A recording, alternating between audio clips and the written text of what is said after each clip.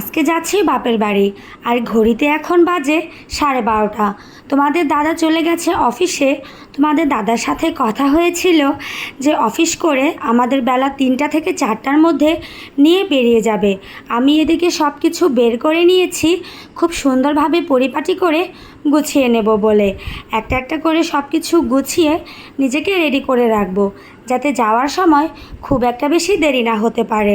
আজকে হঠাৎ করে বাপের বাড়ি যাচ্ছি, তার একটা কারণ হচ্ছে বাপের বাড়ি আগামীকাল একটা অনুষ্ঠান আছে। তোমাদের বেশ কিছুদিন আগে একটা ব্লগে বলেছিলাম না যে আমার ভাইয়ের জন্য মেয়ে দেখতে এসেছে, তো সেই মেয়ে দেখারকে কেন্দ্র করেই আজকে যাচ্ছি বাপের বাড়ি। কালকে হচ্ছে ভাইয়ের আশীর্বাদ, তো আশীর্বাদের জন্য সেদিন নিউ মার্কেট থেকে হালকা কিছু কেনাকাটাও করেছিলাম। তোমাদের সাথে ভিডিওতে শেয়ার করা হয়নি, কারণ বেশ কিছুদিন ধরে আমার শরীরটা খুব একটা বেশি ভালো যাচ্ছে না, যার কারণে আমি এখন ব্লগ দিতেও অনেক বেশি ইরেগুলার হয়ে যাচ্ছে। একটা একটা করে সব কিছু ব্যাগের মধ্যে খুব সুন্দরভাবে গুছিয়ে নিচ্ছি। কি অবস্থা শুরু হলো দেখো, যাব বাড়িতে, ব্যাগ ট্যাগ সব গুছিয়েই রেখেছি, ব্যাস এর মধ্যে নেমে গেছে বৃষ্টি। এটা কোনো কথা? সবাই ভিজছে, কত সুন্দর ভিজছে, আমার তো ভীষণ মন খারাপ হচ্ছে। আমি যাব বাপের বাড়ি নাই ওর, আর তার মধ্যেই শুরু হয়ে গেল বৃষ্টি। কেন রে বাবা, বৃষ্টি নামলি তো নামলি, আর কয়টা দিন আগে বা পরেই নামতি। আজকে যেতে পারবো কিনা কে জানে। দেখো তো কি অবস্থা, একদম ঝপঝপ করে আকাশ থেকে এমন বৃষ্টি নামছে। তো যাই হোক, এই গরমের মধ্যে বৃষ্টিটার দরকার ছিল, কিন্তু আজকে কোনো দরকার ছিল না। কি করব বলো, কিচ্ছু ভালো লাগছে না। তো যাই হোক, মন খারাপের মধ্যে একটা গান গাই।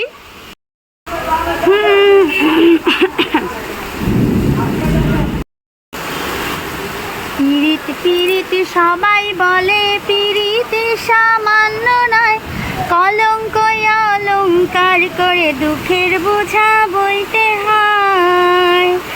কাম হইতে হয় প্রেমের উদয়, প্রেম হইলে কাম থাকে না। কাম হইতে হয় প্রেমের উদয়, প্রেম হইলে কাম থাকে না। সখী তোরা প্রেম করিও না, পিরিত ভালা না। সখী তোরা প্রেম করিও না।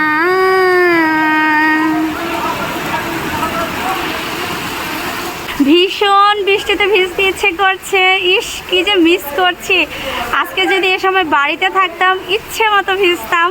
সত্যি অনেক মন খারাপ হয়ে যাচ্ছে, জানো তো। কি একটা অবস্থা বলো, ব্যাগ ট্যাগ সব গুছিয়েই রেখেছি। আর এই যে দেখো, রিক্সার মধ্যে কি সুন্দর ভিজছে সবাই বসে বসে। প্রচুর জ্যাম পড়েছে, ওই যে রাস্তা ভরে গেছে গাড়িতে। তো খুব ভালো লাগছে, অনেকে তো রিক্সার মধ্যে ঢাকনা টাকনা দিয়ে বসে আছে। ও বাবা, কি ফিল দেখো, প্রচুর ফিল চলে আসছে ওনাদের। আসলে এনজয় করার মতো বৃষ্টি। মন খারাপ হলেও কিন্তু ভালো লাগছে, আর এদের দেখে তো আরও বেশি মন খারাপ হচ্ছে। কি সুন্দর ভিজছে এরা। ইস, আমি যদি এভাবে ভিজতে পারতাম।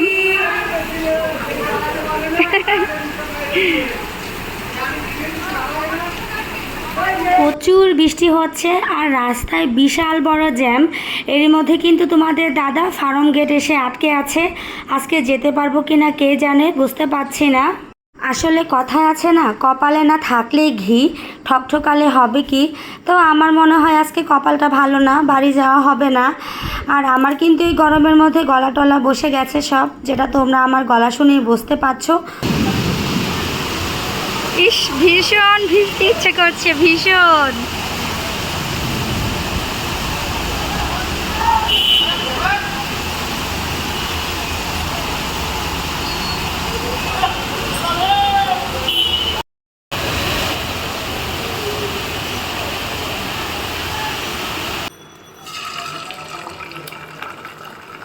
আজকে বাড়ি যাব বলে শুধু রান্না করেছিলাম দুপুরের জন্য। আজকে দুপুরে রান্না করেছিলাম উচ্ছে সিদ্ধ, আলু সিদ্ধ, আর হচ্ছে মুসুরির ডালের ভুনা। তো দুপুরে যেটা রান্না করেছিলাম সেটা তো খাওয়া দাওয়া কমপ্লিট করা হয়ে গেছে। কে জানতো যে আমি আর আজকে বাড়ি যেতে পারবো না। দেখো তো কি বিপাকে পড়লাম, আর এমন বৃষ্টি শুরু হয়েছে, সত্যি সত্যি কিন্তু আজকে বাড়ি যেতে পারিনি। তোমাদের দাদা বাসায় এসেছে সেই সন্ধ্যার পরে, যখন ঘড়িতে বাজে সন্ধ্যা 7টা, তখন তার বাড়ি যাওয়া সম্ভব না। তো যাই হোক, ঘরে যা ছিল সেটা দিয়ে তোমার দাদাকে এখন রাতের খাবারটা দিয়ে দিচ্ছি। ঘরে ছিল অল্প একটু উচ্ছে সিদ্ধ, আলু ভর্তা আর একটা ডিম ভেজে দিলাম, আর সেই সাথে মুসুরির ডাল ভুনা ছিল সামান্য। সেটা দিয়ে তোমাদের দাদা তো রাতের খাবারটা কমপ্লিট করে নিল। আর আমি কি খাবো? আমার জন্য তো আর কোনো কিছু নেই, তাই আমার জন্য আসার সময় নিয়ে এসেছে গ্রিল আর পরোটা। তো কী আর করা যাবে, যেহেতু ঘরে এখন আর কোনো খাবার নেই, তাই এটাই খেতে হচ্ছে। আর তাছাড়া এই খাবারটা খেতে আমার কাছে খুব একটা খারাপ লাগে না। আর আজকে যেহেতু বৃষ্টি হয়েছে, পরিবেশটাও একটু ঠান্ডা ঠান্ডা, যে একটা ভ্যাপসা গরম পড়েছিল, এই ভ্যাপসা গরমের মধ্যে এই খাবারটার চাইতে একটু ঠান্ডা ঠান্ডা পরিবেশে এই খাবারটা খেতে কিন্তু দারুণ লাগছে। এখানে আমি বসে বসে এখন গ্রিলটাকে খেয়ে নিচ্ছি। আর গ্রিলটা একটু গরম গরম ছিল বলে আমার কাছে খেতে কিন্তু খুব একটা খারাপ লাগেনি।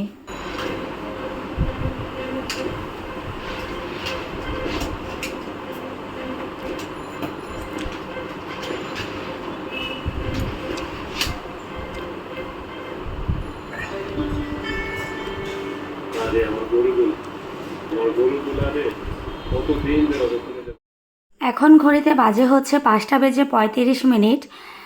বেশ ভোর ভোর ঘুম থেকে উঠে গেছি। আর রেডি রেডি তো কালকে হয়েছিলাম, আজকে হচ্ছে আর খুব একটা বেশি সমস্যা হয়নি। ঘুম থেকে উঠে হালকা একটু ফ্রেশ ট্রেশ হয়ে তারপরে বাসা থেকে বের হয়ে গেছি। তোমাদের দাদা ঘরে তালা মেরে দিল। আর এই হচ্ছে রাস্তার অবস্থা। আজকের থেকে যেহেতু ঈদের বন্ধটা শুরু হয়ে গেছে, যার কারণে আজকে রাস্তাঘাট মোটামুটি ফাঁকাই আছে। আমরা এখান থেকে হচ্ছে রিকশায় করে যাব এখন মোহাম্মদপুর। আসলে সব সময় বাসে আসা যাওয়া করি, কিন্তু বাসে আসা যাওয়া করাটা এত বেশি বিরক্তিকর। গতবার তো বাসে এত বেশি বিরক্ত লেগে গিয়েছিল যে 2 ঘন্টার রাস্তা পুরো 5 ঘন্টা লাগিয়ে দিয়েছিল। আর আজকে যেহেতু বাড়িতে অনুষ্ঠান, ভাইয়ের আশীর্বাদের অনুষ্ঠান আছে, কালকে তো যেতে পারিনি। গতকাল এত পরিমাণে বৃষ্টি হয়েছে, বৃষ্টির জন্য আর যাওয়া হয়নি, যে কারণে আজকে আর খুব একটা দেরি করতে চাচ্ছি না। খুব ভোরে ভোরে রওনা দিয়ে দিয়েছি। এখন হচ্ছে রিক্সাতে আছি। আর আজকে আর বাসে করে যাব না, আজকে হচ্ছে সিএনজি নিয়ে মোহাম্মদপুর থেকে একেবারে বাড়িতে চলে যাব।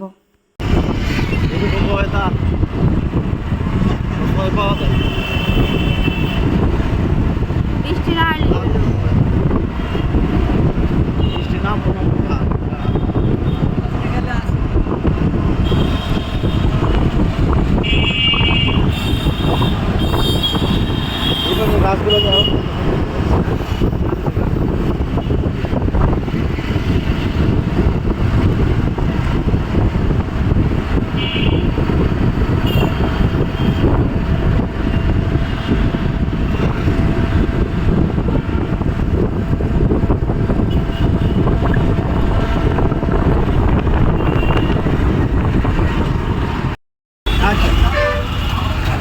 দাঁড়ান, বইয়া নেই ঠিক মতো।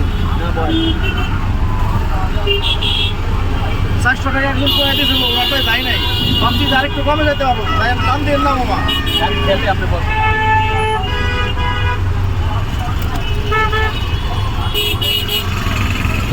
দাঁড়া, অন্য তো দাম তো আমাকে রাখুন।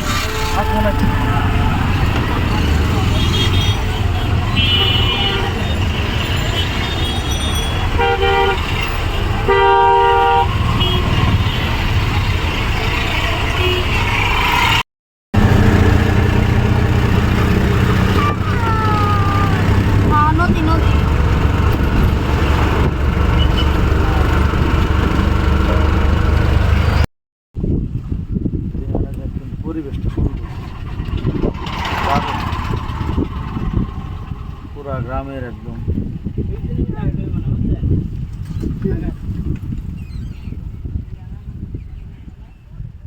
ও মামা কই গেলেন?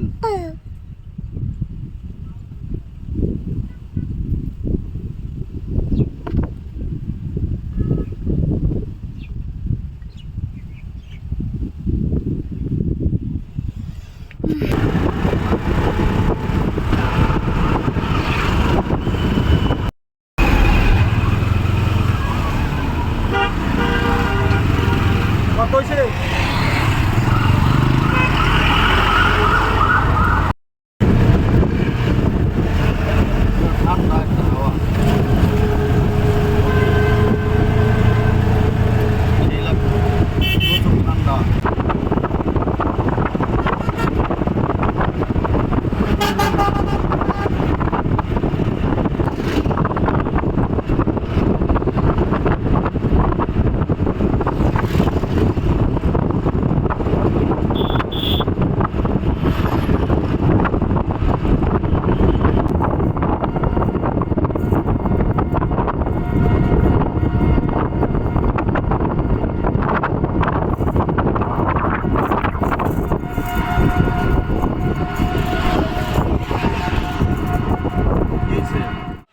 অবশেষে বাসায় এসে পৌঁছাতে পারলাম। আজকে আসতে খুব একটা বেশি খারাপ লাগেনি, সিএনজিতে করে চলে এসেছি। গতবার যখন এসেছিলাম বাসে করে পুরো 5 ঘন্টা লেগেছিল, 2 ঘন্টার রাস্তা। কিন্তু আজকে অনেক তাড়াতাড়ি চলে আসতে পেরেছি।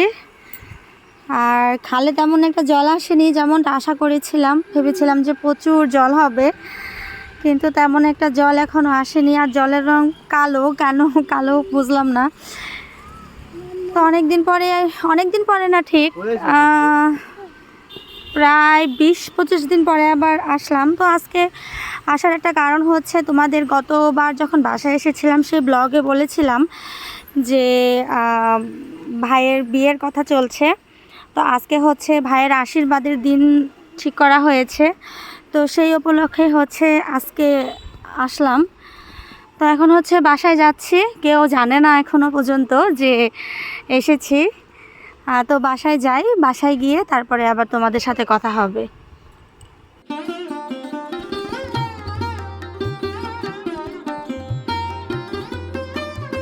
কি বিপাশায় আহ নাই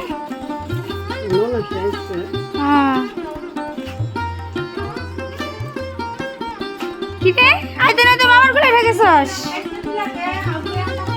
হ্যাঁ বাবা জ্বরে পোলা অস্থির। গাড়িতে উঠতেছিলাম তো।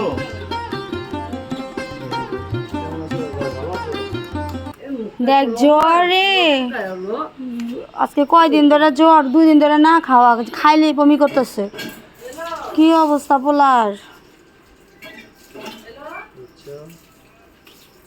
কি কি নিয়ম আছে উষার বাবারে কইতেছ? উষার বাবারে ফোন দিব। যাও রে বলো, এটা বলো। পান সুপারি মাছ মিষ্টি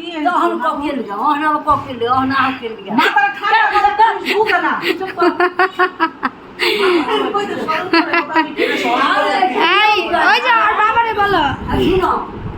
মাছ পান মিষ্টি, মাছ যদি না নেয় পান সুপারি আনবো। গদি বানা তুমি মিষ্টি আর এলো মাছ আনতে লাগবে। এটি মাছ না করে কিনলিগা তো মাছ না বড় বড় আইসটা মাছ। এটা ফোন করে বলো যেগুলা নিয়ম ভালো মতো শুনছো তো? কি কাকি পান সুপারি মাছ আইসটালা মাছ, জোড়া মাছ না একটা।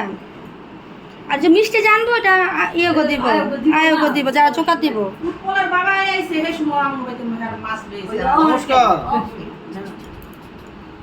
হ্যাঁ ভালো আছি, আপনি কেমন আছেন? হ্যাঁ আছে, ভালোই আছে। এই জায়গার নাকি নিয়ম আছে, আমি আসলাম তো। আমি সকালে আসছি, সকালে আসার পরে যারা মুরব্বী আছে না তারা আর কি বলতেছে যে আচ্ছা তাহলে আচ্ছা সমস্যা নাই তাহলে পান সুপারি লাগে, তো পান সুপারি লয়ে এসে।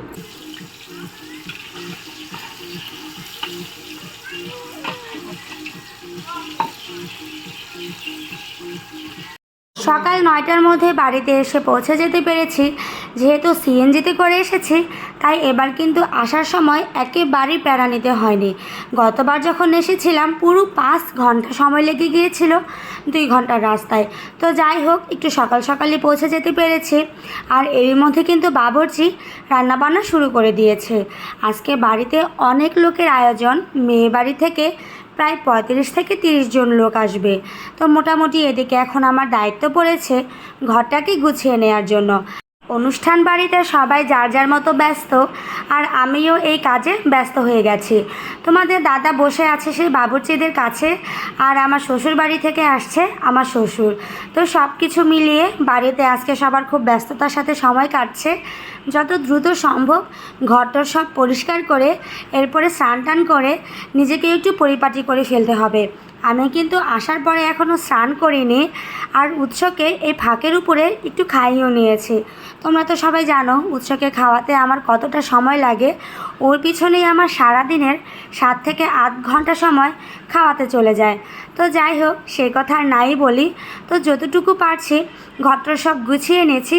আর যে সমস্ত খাটে জিনিসপত্র থাকে, এই যেমন ধরো কাঁথা, মশারি, এগুলোর কোনো প্রয়োজন নেই, সেগুলোকে আমি বক্সে করে ঢুকিয়ে দিলাম।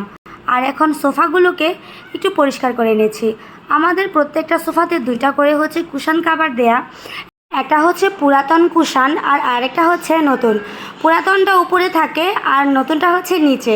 আর যাতে ময়লা না পড়ে সেজন্য মা সব কিছুকে একটু ঢেকে রাখে। এদিকে ভাইও আমাকে কাজে অনেকটাই হেল্প করছে। তো যাই হোক, দেখতে দেখতে ব্লগটাও অনেক বেশি বড় হয়ে যাচ্ছে। ব্লগটাও আর খুব একটা বেশি বড় করব না, ব্লগটা এখানেই শেষ করে দিচ্ছি। যদি তোমাদের এই ব্লগটা ভালো লেগে থাকে তাহলে একটা লাইক আর কমেন্ট করে দিও, আর সেই সাথে আমার চ্যানেলকে সাবস্ক্রাইব করে দিতে ভুলো না। ধন্যবাদ তোমাদের সবাইকে।